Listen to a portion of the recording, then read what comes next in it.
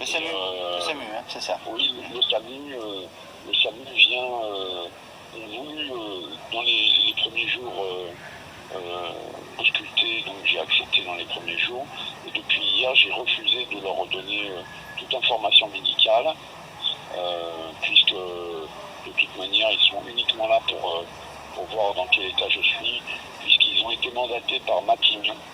On a été informé de ça. Ils surveillent dans quel état je suis, quoi. Voilà. Oui, de telle manière qu'ils puissent vous sauver.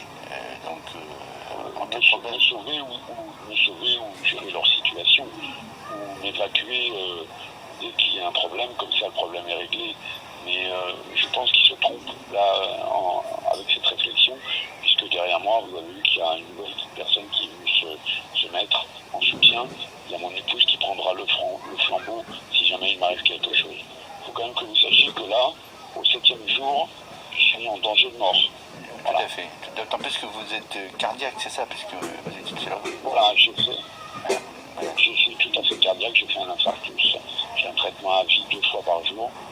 J'ai arrêté. Vous savez, la vie de mon fils est importante à mes yeux et elle devrait être importante auprès du ministre de la Santé et auprès du président de la République qui lui est garant de nos droits.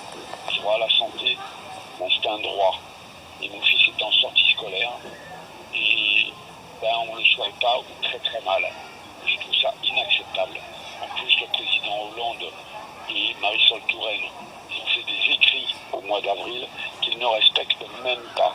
C'est tout à fait scandaleux. Alors ces écrits, vous les avez éventuellement, vous pourriez nous les communiquer, enfin sans qu'on puisse en faire évidemment état sur l'antenne, mais au moins qu'on puisse les consulter, c'est possible? Je vous les enverrai bien évidemment, comme ça vous pourrez juger des éléments dont vous disposez, voilà. Et des éléments tout à fait... Par contre, la chose que je vous demanderai, c'est de ne pas les divulguer. Bien sûr. Parce que ce sont des documents officiels et avec des informations confidentielles qu'on ne peut pas diffuser au grand public comme ça. Ça serait très dangereux pour Robin. Tout à fait.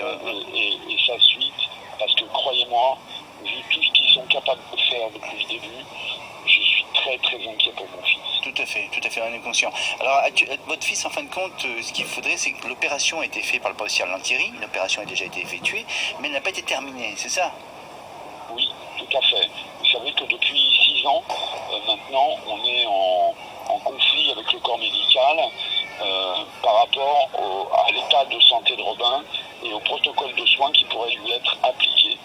Et de ce fait-là, on se met à dos le monde médical.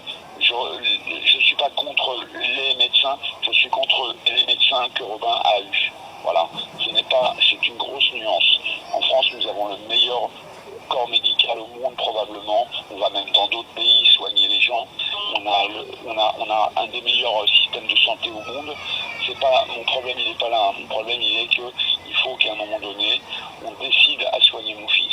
Pour cela, il faut que le ministre... Mais comment une opération ne peut pas être continuée? Elle s'est arrêtée brusquement comme ça? C'est quand même curieux. Voilà, clairement. En fait, on est monté avec l'aide de M. Xavier Bertrand, qui était ministre en charge de la Santé le 10 avril 2012, le 10 janvier 2012. Excusez-moi, je suis très fatigué. Tout à fait. Et nous avions des appuis au niveau de l'UMP.